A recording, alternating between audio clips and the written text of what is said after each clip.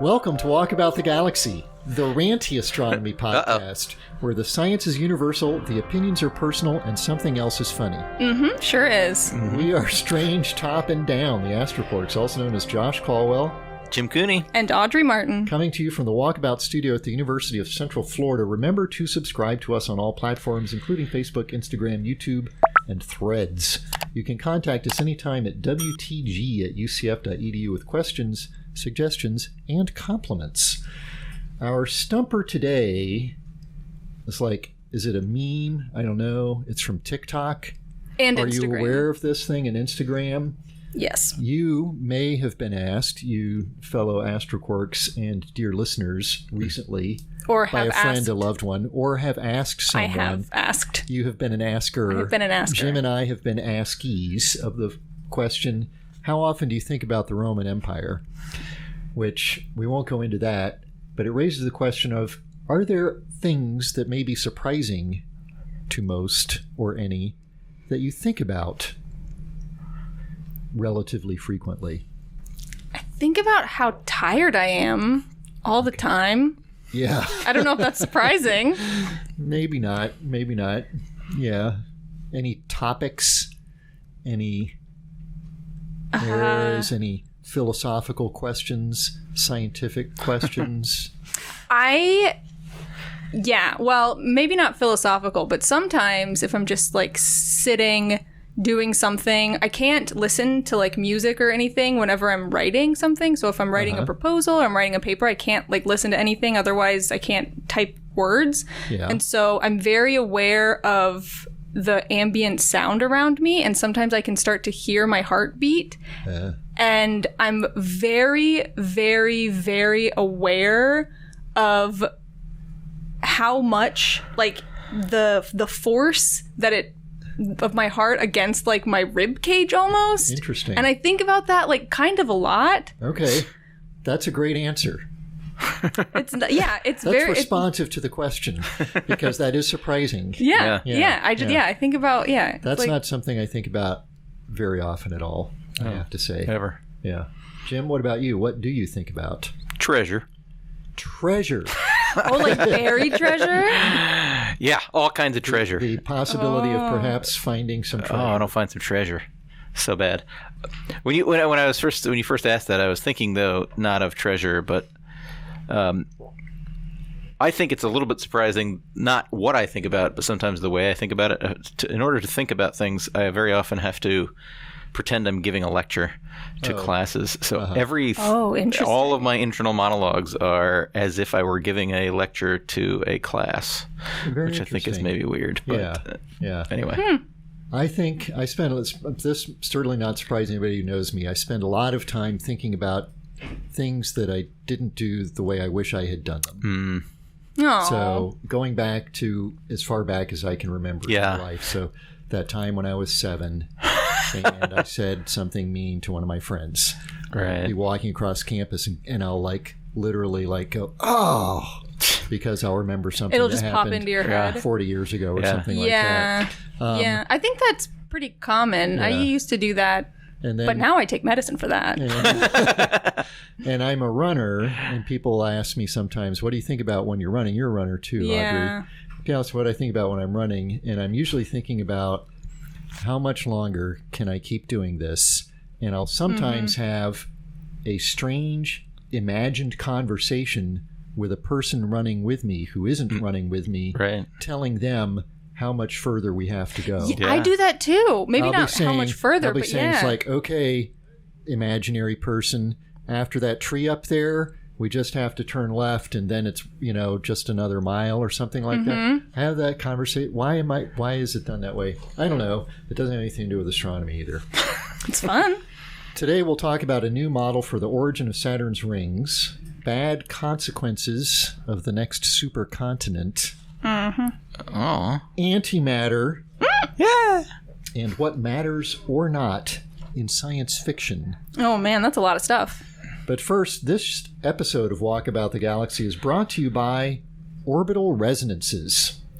If you'd like to give a boost to your eccentricity or inclination, or maybe even completely change your size, consider orbital resonances for a quick and efficient makeover. Depending on your needs and how quickly you'd like to get into a new orbit, orbital resonances have a wide variety of options to choose from, including Lindblad resonances, co-rotation resonances, secular resonances, eccentricity resonances, and more. Painlessly and efficiently reshape your path through life with orbital resonances. Orbital resonances drive the change. Drive the change? Drive the change. Resonances, it's a forcing, it's like a driven frequency, right? Drive the change.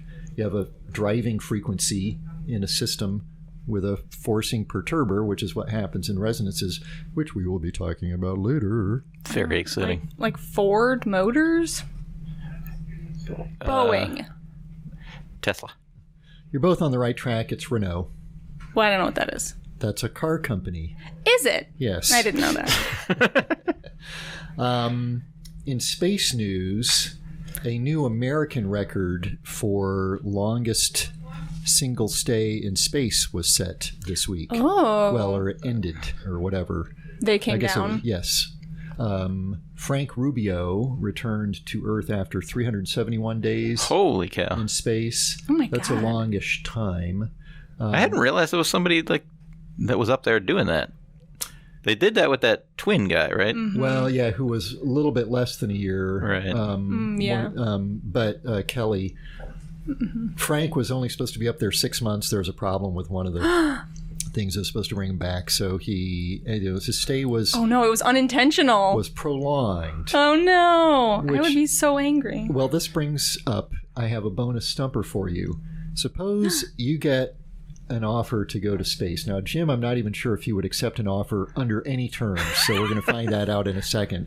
But I think you would, Audrey. You would go to space if given the chance, at least in principle. Right? Yeah. Jim, yeah. would you go to space if given the chance? Okay. Take a I'm doing Crew it. Dragon and you go into orbit. I'm going to be dead soon anyway, so let's just do it. You're going to go to the space station. For some period of time would be like, that's a cool thing, I want to do it. Yeah. The question is, at what duration do you say, no, I'm out?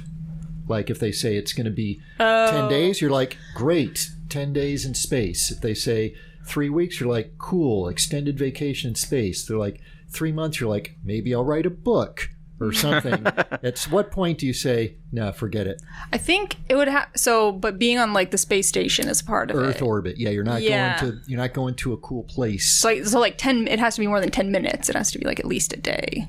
Or something. If you say 10 minutes, doesn't have to be any. I mean, yeah, I think a day would probably be. It only takes 3 minutes to get to space. Right. So we're gonna not count the 3 minutes to get there. Yeah. So anywhere between like 3 minutes and 1 day, but that's kind of pushing it. So if you're going to be in space for more than a day, like if they say, guess what, you want a trip to the space station. Less, yeah. You want a trip to the space station and you're going to leave Tuesday and come back Thursday. You're like, no way, that's too long. I'm out. That's what you're saying? I don't want to sleep in space. So less than a day. So I want to be able to go up, it's longer, take a tour, you can stay awake, and then you don't come want to back. have anything to do with it. Yeah. Or if I get stuck and then it's so long that I get used to it and it becomes my new normal and that's just my like regular old life, then that's probably fine too. Either less than a day or the rest of your life. That's right. Okay. I love it. Those are my conditions. Those are your two time periods. Yep. All righty. I was going to say a week. A week. Yeah. 1 week. Yeah. I can do anything for a week, but... Okay. Sleeping in space, from what I understand, is amazing because your bed is very comfortable. I'm really good at sleeping on Earth, though. I bet you'd be really good in sleeping in microgravity after, you got it adapted. My time would be longer than a week. It would definitely be less than a year. And Frank Rubio stated, and, take this for what it's worth, he stated that if he had been told up front it was a year, he would have said no thanks. Right. Oh, wow. Did he have a family and stuff? Yeah. And of course he's saying damn. that after he did spend a year. Maybe before he had been up there and spent a year, he might have said, yeah, I'll do it, and then realized maybe not so much. I don't know. But in any event, yeah, a year, that's a significant fraction of my time remaining. Right. So, yeah, as much as I would love to have that experience, my time is probably something like a month. Okay. So this is probably where I'm drawing the line, somewhere in that time frame. Any other space news? Psyche is going to launch next week on October 5th. Ooh. That's imminent. And That is very imminent. This is this mission we've complained about the name. I think the name is fine. It's Psyche is the name of the mission, and it's a mission to the asteroid named Psyche. No. That's like And having. it is like not having a mission. an acronym or anything. That's right. It's not anything. That's like having a mission name. to Mars called Mars. Well, the problem is there's lots of missions to Mars. There are usually, I don't know if there've None been... of them is called Mars, though. Right, So because that there are so name is many, still but available. not every asteroid gets a mission, and I don't think there have been any asteroids yet that have had 2 missions. There will be one. I'm sorry. I strongly object to it because when you're talking about something, you need to know whether you're talking about the asteroid or the spacecraft, and everybody who's going to be talking about either one could be talking about either one. Do you also strongly object to many? I do, by the way. I'll also object.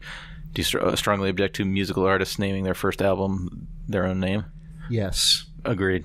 Yeah, we're on the same page here. Yes. That's very stupid. I'm not a big fan of the sort of, I talk about my, like, hey, we're the monkeys, and even though, like, I'm sorry, that's old school, so let's go new school. Even though I'm an embarrassingly elderly blink, I'm not a big fan of Blackpink always saying Blackpink in all their songs. Oh.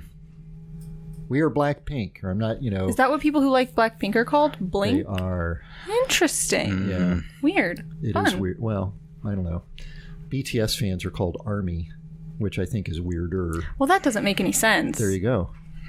Okay. They should be called BTS fans. So my nerd news rant, I said this was the Ranty Astronomy podcast. True, you did. You get a rant. I have belatedly started watching the science fiction show Invasion on Apple TV Plus. Okay. And it's about an alien invasion. Gets off to a very slow start. It's a very sort of slow moving, whatever. That's not the rant. The rant is episode 8 or something. We see an astronaut swim through space.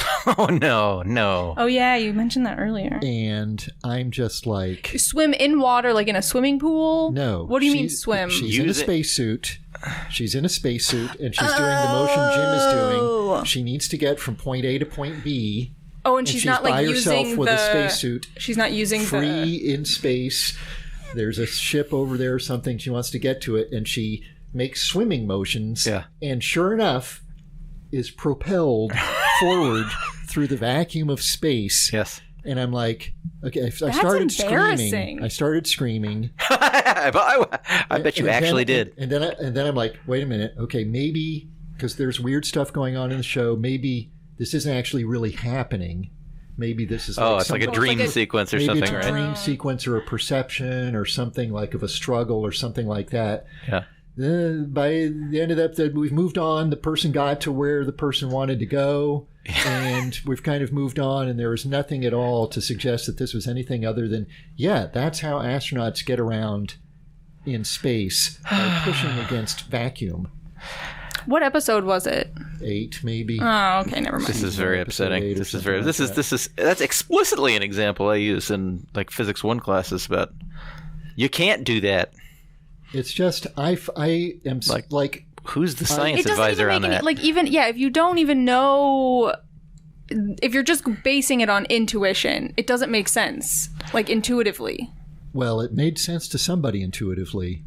I mean, and I think it makes sense to a lot of people intuitively. Unfortunately, because this is something that we do have to explicitly work against in explaining forces and action and reaction and how basic, Newtonian physics works.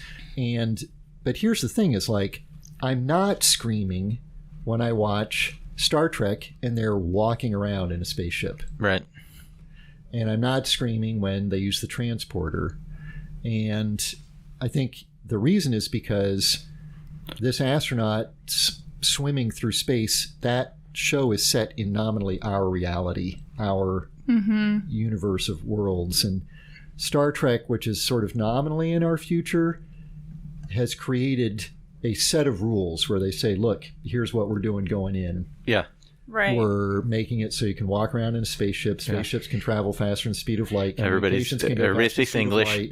Everybody speaks English, and if they don't, there's a translator that makes it work that way, and you can beam across, whatever. And those are the rules. Now let's tell our story. Which is fine because, like, when you're thinking about the production of a show, like, you need those rules. That's right. It makes it easier to do that, and you can understand it. There's, I feel I can empathize with those problems, but making someone swim through space is harder. You're making it harder to do the scene, I assume. How do you make, like, just put them in a thing and film the thing moving? Or give them a can of hairspray. I mean, the NASA astronauts who are doing these kinds of things actually have a can of compressed gas so that they can maneuver. Actually have their own way of getting around, at least when they were at some point. That's a thing you can do. All they need to do is give this person, as part of her standard spacesuit equipment, it's like reach to your belt. You got a flashlight, a wrench, a screwdriver, a corkscrew. Your Swiss Army knife also has a can of hairspray. I'm with you. I'm with you, buddy. Pangaea. So a new study has come out that is claiming that in the future, all mammals are going to be driven to extinction on Earth. Well, we kind of knew this, didn't we? We did, but now there are numbers behind it. Or and is it? But this is like there was something about the sun is getting hotter. So yeah, like in 1 billion years or something. Okay, plate tectonics maybe at some point, like, things shut down. We get a runaway greenhouse. Yeah. But this is sooner. This is much sooner. Is it next week? It is further away than that. Okay. So we don't have to really plan for it, which is good. It's after we're gone. It's after we're gone in about 250 million years. Okay. So it's in a while. Speak for yourselves. I can live. I'll be here. I can live with that.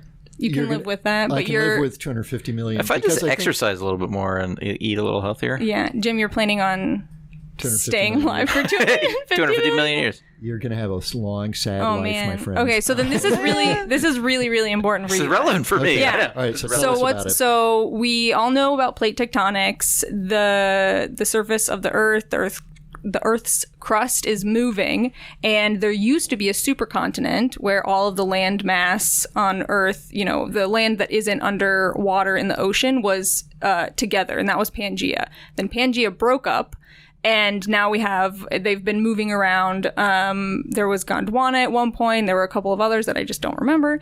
And now we have the continents where they are today, and landmass is kind of scattered the way we're used to it being scattered. Right.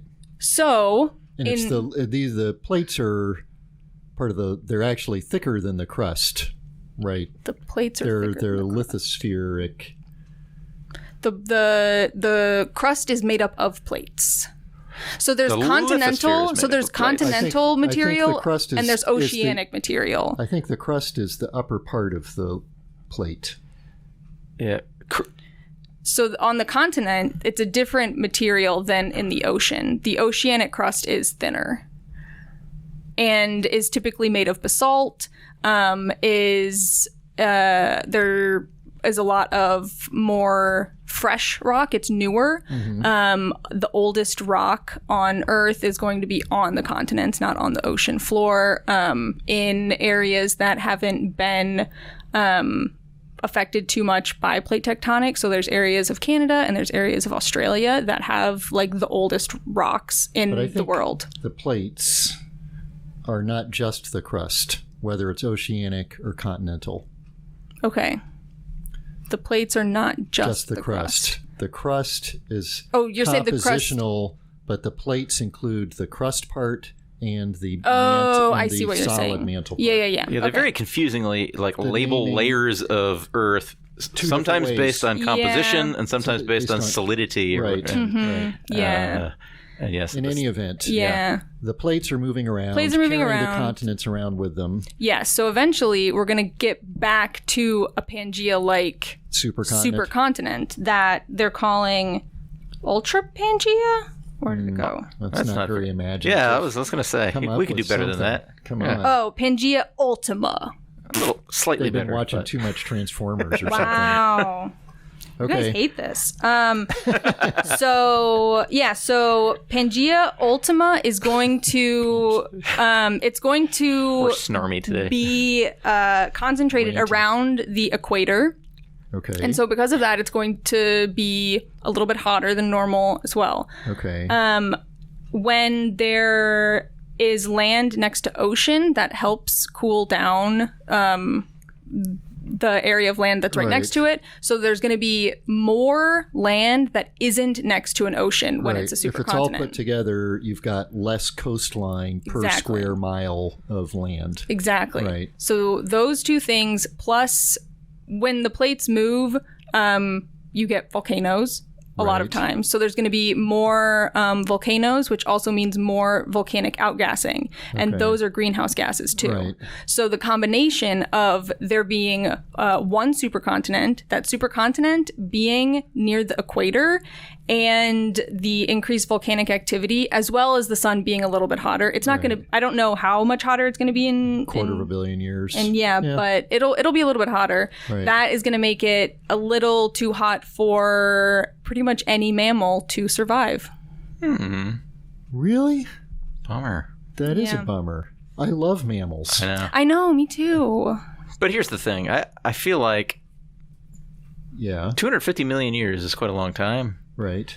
It's long enough for evolution to happen. So, like, how quickly does the climate change? Right. I mean, things go extinct when Mm-hmm. changes happen too quickly. fast Yeah. to evolutionarily adapt. So maybe there will be some evolution. Yeah. Yeah, the article does mention that there are some mammals that live in areas of like the Sahara Desert that can survive, and so there may be some mammals that do survive. I mean, the question is, though, like, this happens in 250 million years, but there's not a constant linear increase over the course of 250 million years to get from where we are now to what it'll be like then. Right. If there were, that's plenty of time for evolution to adapt to that new kind of climate. But if it's like a tipping point event where when things lock in place, maybe it's only 25,000 years or something like that, that you go from sort of conditions kind of like they are to drastically hotter. Yeah. And also That's assuming not a that lot like of generations. assuming that humans don't mess it we're all gonna up totally before then. obliterate everything before then. No I problem. don't know. We probably aren't going to be. I'm saying this is assuming that humans don't mess it up. I'm not assuming that humans don't mess it No, up. I understand. Okay, so the previous sort of estimates for our demise based on climate change I had heard were like 1 billion years. So now we're down to 250 million years. Yeah. Right. Yeah. And that's now that Jim wasn't worried when it was 1 billion years, but at 250 million years, he's like, that's I'm not going to be planning to stick around totally for that. done living yet. Maybe start Jim's colonizing. got a plan for a spacecraft at 0.9999999 C that's going to let time dilation have him stick around for that long. Is that the plan? Maybe. Except that you're only willing to go up there for a week in space. So it's going to be maybe more nines And after more nines. the decimal Yeah. point A in lot of order for nines. that to get you to 250 million years. Exercise for the student. How fast do you have to go to have 1 week of subjective time equal 250 million years in the rest frame? Oh yeah, I want to know that. How many And what nines? acceleration would you have to have for To each get- half a week to for 3.5 days in order to get up to that number of fraction of the speed of light. Yeah. Okay. right. I'm sure Jim is going to tell us that on the next episode. But right now, Jim's got a special Top Quark trivia. So I threw this together just before we were busy this week, or the extra quarks. But so this is rough. But here it is. We just talked about a continent, Sure did. a supercontinent. Yep. Currently on the Earth, we have we fairly arbitrarily break it up into 7 continents. Either you guys mountain climbers? No. I have hiked mountains and climbed on them. I don't know what you mean by mountain climbing. I don't know, like all the equipment, like crampons and all that kind of stuff. I've used crampons before. It's a big negatory for me. Yeah, I love hiking and outdoorsy stuff, but I'm not into mountain climbing. Like if I gave you whatever $50,000, I don't have that. But if I gave that to you to go climb Mount Everest, would you do it? Mount Everest? No. Absolutely not. Based only on respect, because I think there's too many people that are climbing Everest. Also, okay, what about K2? K2? That's the number one hardest, so no. No. I'm with you, Jess. Like, it just seems like I'll climb other you read about those mountains. things. It's just like torture. It's like you're torturing yourself for weeks in order to do that, just to say, that's I climbed true. to the top. Oh yeah, there was a documentary called The Alpinist on Netflix that is about that. All right, it's really good. So I was going to have you try rank the. If it's like I'm gonna try and go do this thing, I'm letting them slide. But if you're like, I was going to have you try and it's just like it's in there. It's never going to be. I can't fix sorry. that. Yeah. You can keep correcting me. Thank you. It's a true friend. Yes, you're my boss. what can I do? No. So beautiful. I was going to have you rank it was beautiful, the continents in terms of how high their highest point was. Oh, that would have been fun. But I think I'm going to make it even easier. I'm going to give you 4 bodies. The Earth, Mars, Venus, and Io. And you need to rank for me how high, which one has the highest point. Now, obviously, the other above the average. Obviously, Above for Earth, this is above sea level. For the other ones, it's an arbitrary mean radius from the Earth. Based potential. Right. Those are all spherical enough that you don't have to get weird with Mars, Venus, Earth, and Jupiter's moon, Io. Jupiter's moon, Io. Okay. Famous for its sulfur volcanoes. It has volcanoes. I was thinking about volcanoes. Right. Yeah. Because they're so fun and cool. They are super fun and cool. Cool. Well, speaking of Io, which is a moon, that's our segue to our next topic, which is related to Saturn's rings.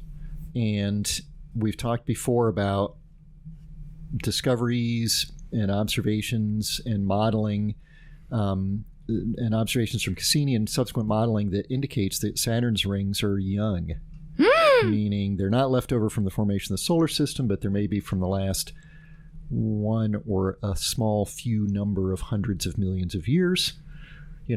The kind of times that Jim is I saw that happen around for. Right. Yeah. And so you're already a couple million years old. Couple hundred million. So the evidence, the preponderance of the evidence points to Saturn's rings being sort of on that order, 100 million years old instead of a few billion years old. But that's a real quandary. It's a conundrum because they're relatively big. There's a relatively large amount of material in Saturn's rings. Yeah. And you got to pulverize all that shit up, You've got to break it all up into a bunch of little pieces. How do you manage to do that?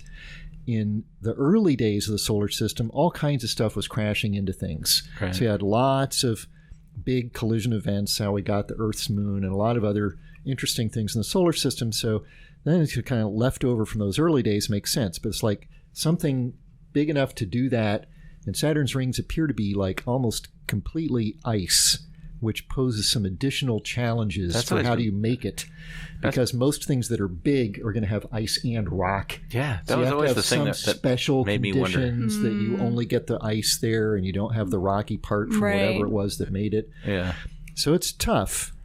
And when we look at the various scenarios for how could you break something up or put that much debris in orbit around Saturn, say 100 million years ago, there are various things that could happen, but they're all incredibly unlikely. They're sort of like less than 1% kinds of probabilities of things based on what we know. So there's a new paper out that posits that not just the rings, but some of Saturn's moons are the result of a cataclysm within the Saturn system. Previously, we've been looking at things like, some big impactor comes in and smacks into a moon that's there and breaks it up. Or some really big thing comes by and like Shoemaker Levy 9 gets tidally ripped apart and dumps a bunch of ice into orbit around Saturn. But much, much, much larger. But much, much, much, much larger. This posits that there was a cataclysm of moons within the Saturn system that involved moons smacking into each other rather than something from the outside coming in and smacking into the moon to make that debris field of the rings. Okay, but the moons that I can think of Saturn, yes, have rocky cores, or have hypothesized rocky cores. They do have rocky cores. So you would still expect some rock. I'm totally going to wave my hands on that part of the whole thing, because what I'm really interested in talking about is how all this orbital mixing comes up. But you're absolutely right. So it would be, and this is addressed.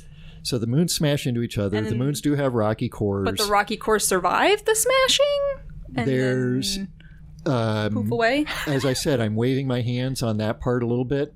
But the research does analytic and numerical modeling of the orbital evolution of a hypothesized earlier Saturn moon system, and they model what happens to the fragments of a collision using what are called hydrodynamic collisional evolution models, where you track not just the pieces but the temperatures and densities and compositions of those pieces.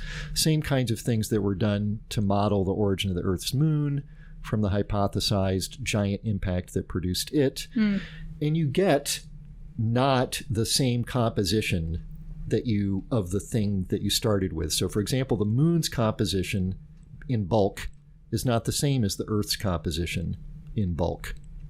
Right. And that's because of thermal processing and other things that goes on with all the blocks you produce. Yeah, I see what this is me waving hands. On that part. Yeah. But so the interesting thing is that first it's like, okay, that makes sense. Like we expect there are a lot of evidence to suggest that the planets themselves went through a sort of chaotic reshuffling at some point. So why couldn't moons also go through a chaotic reshuffling that might result in collisions? That's true. I've never thought about that. Yeah. Because I see so many papers and so many people researching the planetary migration, the Grand TAC model and the NEAS model and all of the other models about giant planet migration. Right. But yeah, of course moons are going to move around. Right. So you have to have them move around in such a way that they may smack into each other, that there's a good probability that they smack into each other and you produce the stuff. So there's a lot of steps involved here. A key clue is Saturn's moon, Rhea. Rhea has a relatively modest orbital inclination / eccentricity. I think both. I can't remember whether one of those is more important than the other. But the fact that it is relatively small indicates that it is a relatively recently created moon, because it is outside an orbital position around Saturn where there is a particular resonance called the Evection resonance. The what? Evection. I do not know the etymology of this word. Are you sure you copied that down right? Yeah. It was typed. It wasn't in handwritten, so it's definitely... My V's and R's look very similar. It's definitely a V. It's definitely the Evection resonance. What is that? I've never even heard that word before. Well, a resonance in general is when an orbital resonance in general, and these are our sponsors. This is why they sponsored this episode, by the way. That's smart of them. Yes. An orbital resonance happens when some natural frequency of an orbiting object resonates or has some simple numerical relationship to another frequency in the system, so that a gravitational perturbation from that other beating system lines up with one of your natural frequencies and causes some aspect of your motion to change. Right. Rapidly or dramatically, typically. So this is responsible for all sorts of things we see in the solar system.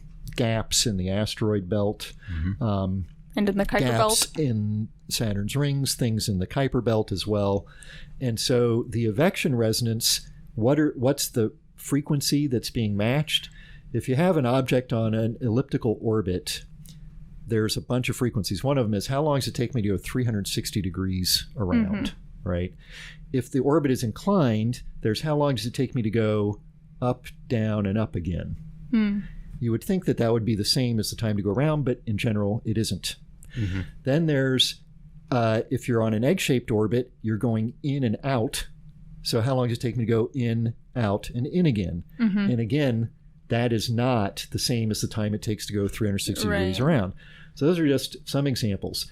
Your egg-shaped orbit also, in general, rotates. So the egg is like a petal of a flower, rotates around the central object, and that's at some other frequency called the apsidal precession frequency. You're just showing off now. And for a The moon man loves orbits. orbiting a planet on an egg-shaped orbit, that petal is clocking around at some rate.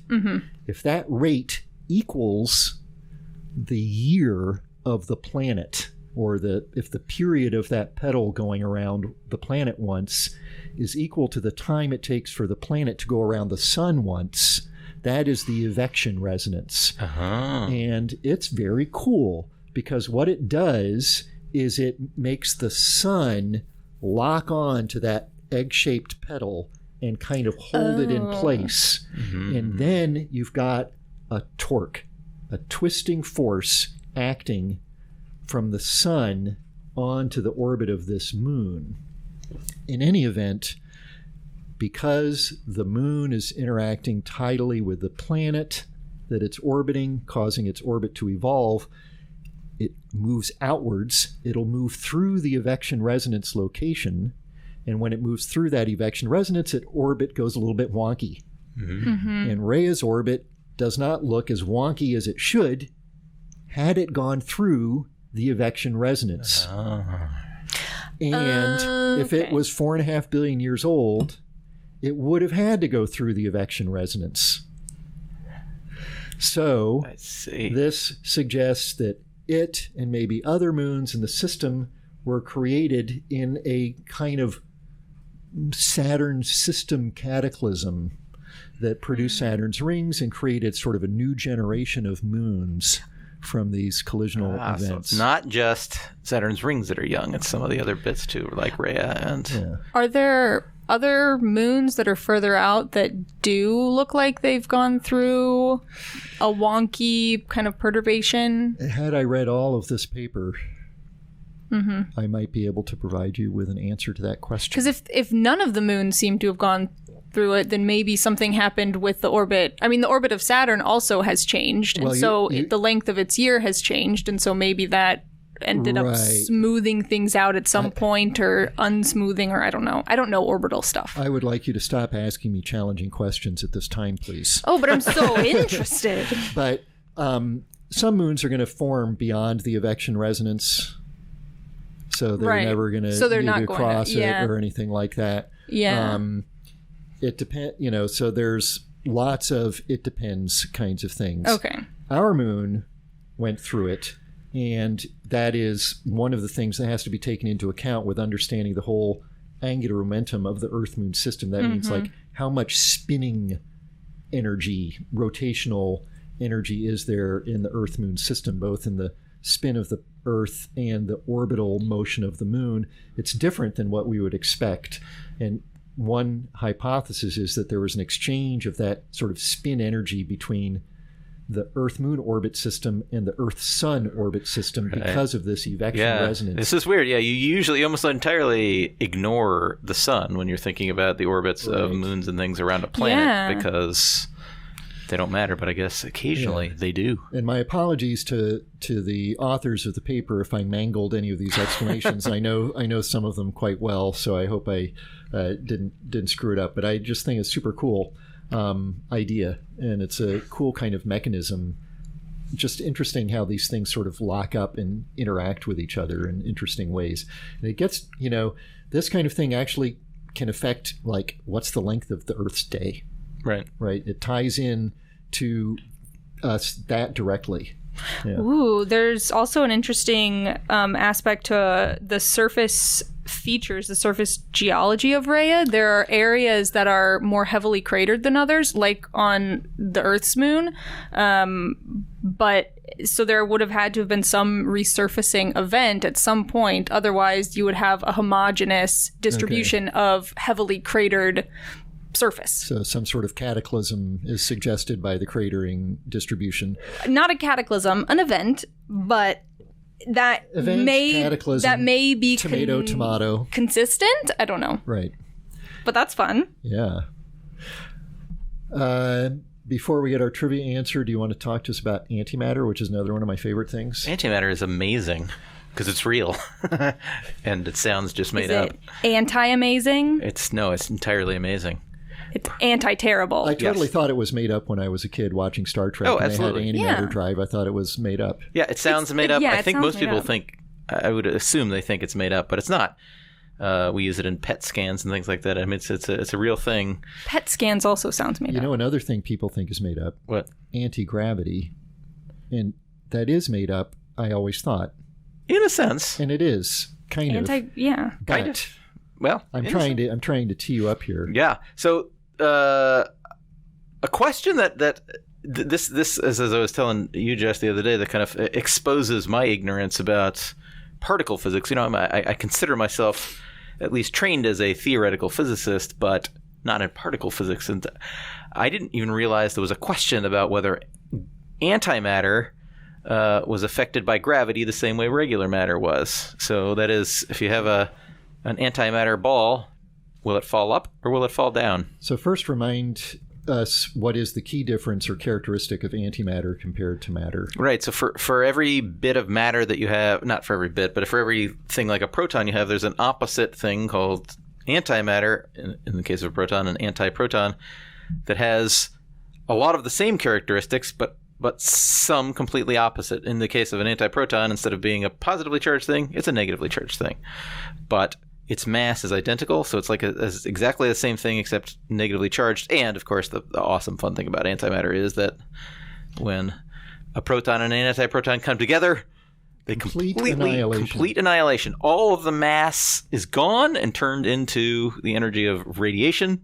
That's how they run the Enterprise's engines. Yeah. And very real. I mean, that's a huge amount of energy. Kudos to them. It's an enormous amount of energy because E equals mc squared. So a small amount of energy small amount of mass gets turned into a huge amount of energy. This really is how they might run engines potentially in the distant future or something like that. And you saw it in like the angels and demons. They use that as a bomb. Or the bad guys use it as a potential bomb. I mean, that is a thing that in the future could be.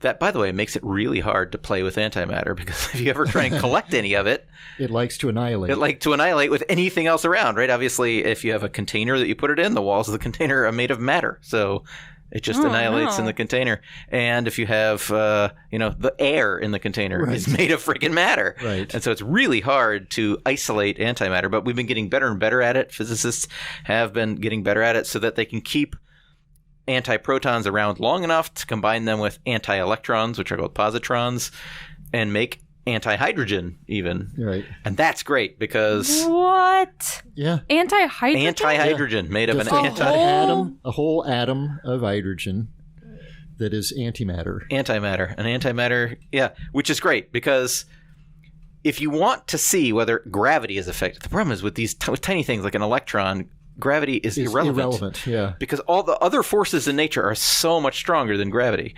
And if you're just an electron flying around, you have magnetic fields and electric fields all over the place that are pushing on the electron much, much, much more strongly than gravity is. So if you really want to test whether gravity is pulling on a thing, it's got to be electrically neutral. And antihydrogen is electrically neutral. And so if you can get enough of it in a good enough vacuum, then maybe you can have it around long enough to see it fall, and or go falls up or right. down. Right. So I had not. It fall up. Please let it fall. I know. Up. I hadn't even realized this was a question. But you know what? Everything should be a question. I mean, like even if you assume that that it would, because it has mass the same way, it has the same mass as regular hydrogen, you would assume that it would fall down just like regular hydrogen, but you better test that because it's a weird thing, but really hard to test. But they were able to finally do that. They have like a chamber where they would have a few hundred anti-hydrogen atoms that they could get together. And it takes a long time. It takes hours and hours and hours to get that many together, and then let them go.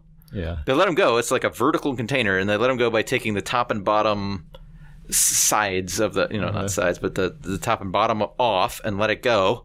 Off is like it's magnetic fields to stop them from going anywhere. Take those off and then detect where they end up. They're gonna annihilate eventually. Right. And when they annihilate, they're gonna produce gamma rays, which you can see, and so you can tell where they annihilate. And if gravity is at work, more of them are gonna annihilate on the downside than the upside. And they did that, and more went down than up in just the kind of proportion that theory would have expected. Yeah. So that's kind of awesome. Yeah, it is cool. Correct me if I'm wrong. So, we knew that, say, the mass of an anti-hydrogen atom was the same as the mass of a regular hydrogen by measuring its inertial mass. Right. By seeing, like, if a electric force is acting on an antiproton, it moves a certain way. The way that it moves tells us its inertial mass, like its resistance to move, which is not necessarily the same and so as the gravitational That's mass. correct. And so that's what this really fundamentally was a test of. It's a test of a thing called the equivalence principle, which says those two things are the same. They don't, a priori, they don't have to be. Einstein said, what if they are really the same? And then he came up with the general theory of relativity. So this is fundamentally kind of a test of the general theory of relativity. And we test that all the time, but this is a cool regime where you wouldn't think we could test general relativity, but it works, and antimatter behaves the same as regular matter under the influence of gravity. Pretty awesome. Cool. All righty. Volcanoes. All right. Big mountains. I know what I'm guessing. Wait, can you repeat the question? Because is it volcanoes or No, it's not necessarily volcanoes. Okay, so that changes. Because on Earth it's not, right? The highest mountain on Earth, of course, we all know is Mount Everest. Mount Everest, and it's not a volcano. Yeah, it is tectonic. It's tectonic. Okay. But the highest mountain on Mars, for example, is Olympus a Mons. volcano, is Olympus Mons, and it is a volcano. That's going to be true on Io as well. It's a volcanically active thing, and it's true on Venus as well, because Venus doesn't have plate tectonics. Because nothing else has plate tectonics. Well, that we know of. So, of those three things, which one? Four things, sorry. Which one of those four things? I forgot Earth is a thing. Which one has the highest point above the mean surface elevation? So I am going to say, I think it's Earth, because Mount Everest is the tallest that a thing can be on Earth before it starts to crumble beneath its weight. Really? Yes. So I'm going to say... Interesting. We don't have the tallest volcano for sure, but I think it's Earth. Okay. All right. That's an interesting piece of information I was not aware of. However, you're neglecting the fact that if I were on a much smaller object with weaker gravity, I could have a higher pointy thing. I'm going Mars. All right. I'm going for Olympus Mons. Olympus Mons. Josh, you got it this time. It is Olympus Mons. Olympus Mons sits at about 72,000 feet above mean planet level, whereas Mount Everest on Earth is 29,000 and change. So it's like 2.5 times the height of. It's enormous, and it is. That's Josh. amazing. Well, it's kind of a combination of two things, but it's partly what Josh said, that is the gravity on Mars is significantly lower, which allows you to have a higher thing. Because exactly what you said is exactly right, that you can't have mountains much taller than. I mean, you could very temporarily, but but over long, you couldn't have. It'll slump quickly. Because the Earth. And Everest is slumping. Yeah. Didn't you know? Just for fun, on do you know the name of the highest mountain on Venus?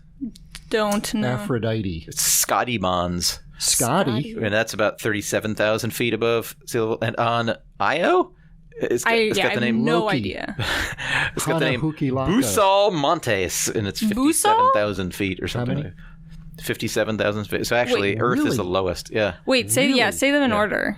So in order, Olympus Mons is the highest at 72,000. Busal Montes, which is the highest point on Io above its mean, is 57,000. And again, Io is much smaller than all the rest. Right.